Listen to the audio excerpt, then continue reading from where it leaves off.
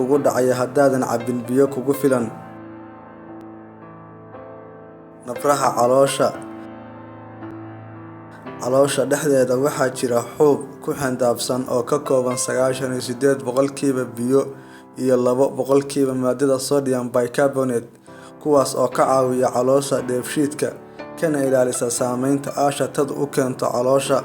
Hadaadan cabin biyo kugu filan, xuubka ku xandaaban ayaa ka dhamaanaya caloosha sababtoo ah biyihii uu ka samaysmi lahaa xuubka ayaa ka maqan booska.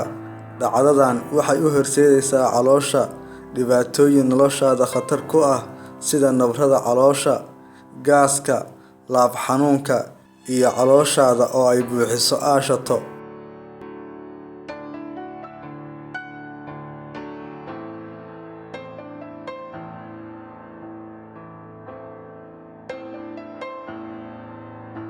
Xanuunka isgoysyada.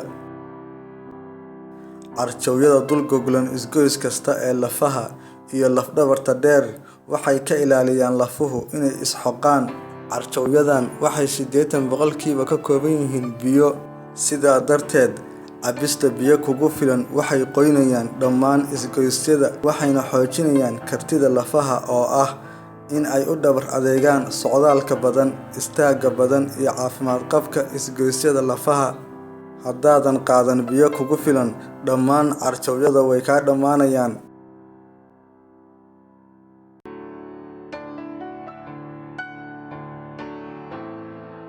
Midab guur. Difaaca ugu weyn jirka waa maqaarka. Hadaadan cabin biyo kugu filan, unugyada maqaarka waxaa la soo gudboonaysa fuuq yari, mana u dulqaadanayaan inay iska difaacaan fallaaraha qorraxda oo ka dhuuqa maqaarka biyaha.